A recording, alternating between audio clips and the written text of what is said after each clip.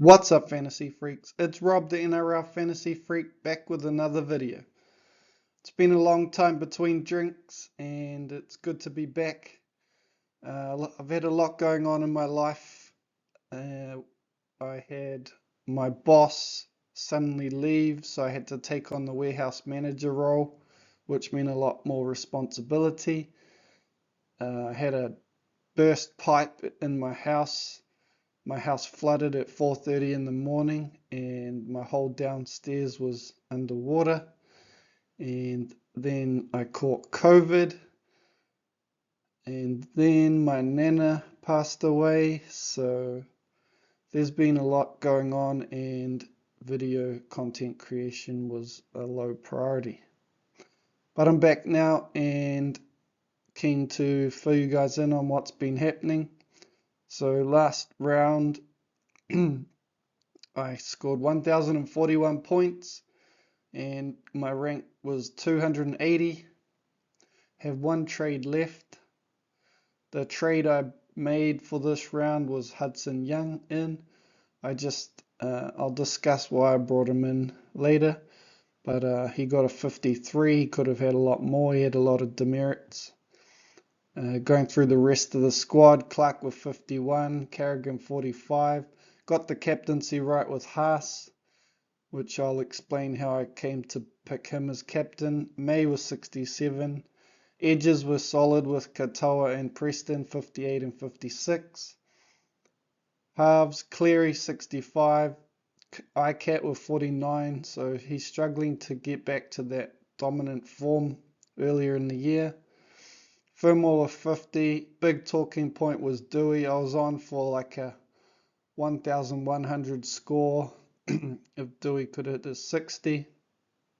And so the brutal knee to the head was very sad to see. His tackle technique was very sad to see as well. I don't know why he put his head on that side. Tedesco with 31 had a down week. Kraz 56 was solid and Campbell with 58. Tapani had a monster score with 85 with a nice try, which I made some money on, so that was nice. Fogarty was 64, good to see him back in the 60s. And the big one for the week, Tommy Turbo with 92 went ballistic and offloads galore. And rounding out my bench, Watson with 42 and Brayley with 32.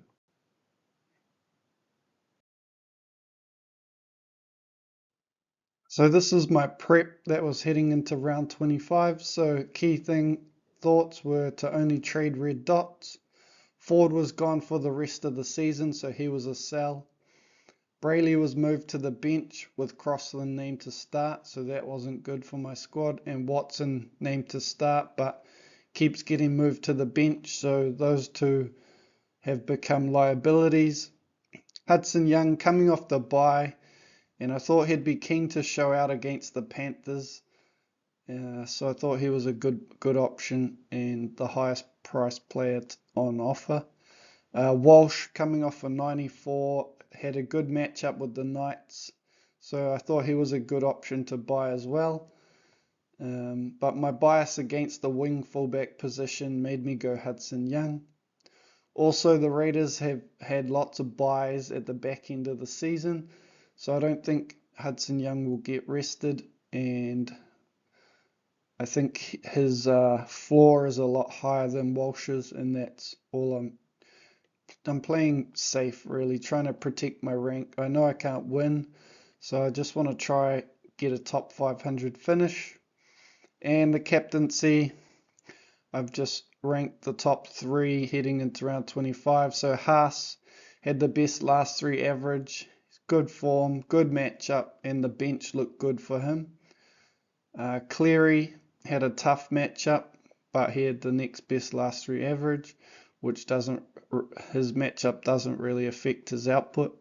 And May, who's not getting the full 80 anymore, and his form hasn't been great, but he could have been due a good big one. So yeah.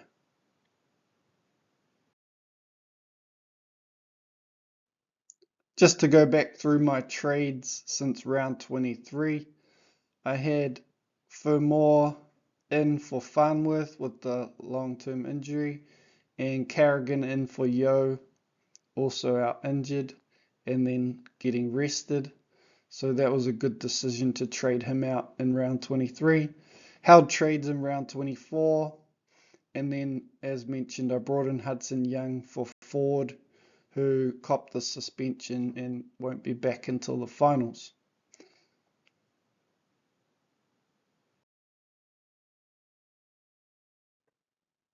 So doing the prep for who I was going to buy for round 25, I looked at Hudson Young. He was only 29% owned by the top 1K, so that made him appealing. He's averaging 60 for the year. That's definitely appealing. Last year average of 50 wasn't good, but we do know he's been carrying that injury. He has upside with an 81, so that's appealing to me. And coming off the bye, so I knew he'd be fresh and high motivation versing a strong Panthers team. So they all pointed towards a big score for me, and yeah, if it wasn't for all the negatives, it could have been.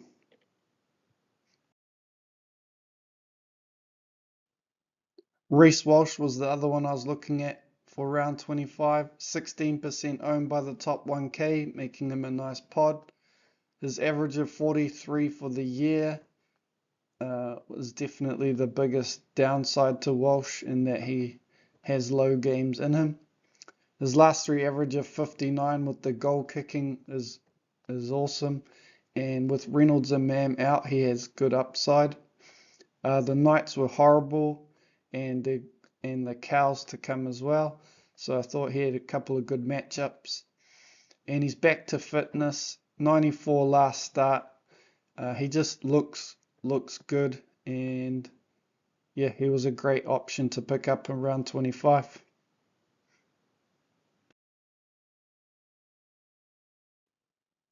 So looking at my round 26 score, 269 points so far with 5 players played. Had Aaron Clark with 43. Disappointing to see him not getting the minutes that he deserves. And it was disappointing to see that last call go against the Warriors. I personally think it was very tough call and hard to tell that that was a knock on. And I think play should have just been allowed to play on, considering the amount of forward pass tries you see. Uh, with such fine margins, I think you just play on and let the try stand. But yeah, it is what it is. Preston was 76 with 3 tries, was insane. And to those who captained him, well done. Carraz with 43 was my vice captain. We expected him to score more tries than Preston, but it didn't eventuate. And Tedesco with 75 was immense. Just in everything, doing what Teddy does best, and good to see him bounce back from last week. Watson with 32. He looked like he did more than 32 points. So I went back through and watched it very closely, and what I noticed was him getting bumped off by Warbrick over and over again, so that cost him 4 missed tackles, and I do believe that he's missed out on a turnover tackle, so I'm hoping that that will get added, and yeah. Uh, so I brought in Reece Walsh this week, captain Terrell May. So Walsh, as mentioned, he was a great pickup last week, and with Reynolds re-injuring himself, I think he was the best option. Nico Hines was another one I was looking at, but with Carraz's rolled ankle and potential resting, I think it's good to get an extra wing fullback in the team. Otherwise, I'll be playing one short next week, guaranteed. So Walsh had to be the play, and hopefully he can replicate his form of the last 2 weeks and we can get a big score out of him. Captaincy May. So with the news on Haas having some kind of illness and not even sure if he was going to play, didn't want to captain or vice captain him. Looks like he's good to go, but he could play reduced minutes if he's not at 100%. So happy to have it on May. I think against the Raiders, he's going to have a big game. He's already scored a 65 against them this year, so he can pump out a good score, and 60 plus is all I am really aiming for to maintain my rank in the top 500.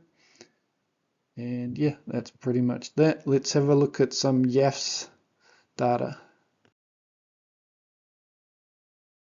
So first up, looking at the average points per player played. With my 5 players played, average for 5 with no captain is 257. So I'm 12 points ahead of the average there, so that's good to see.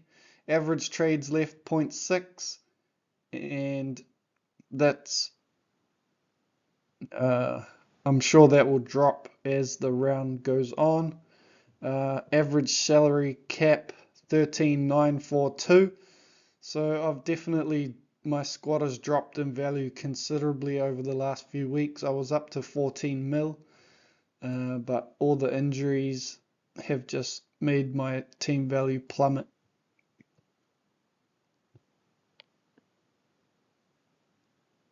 Looking at the trades remaining, so there's some with 5 still, but the majority of the top 1k over 550 with no trades left, and another 250 with 1 trade left.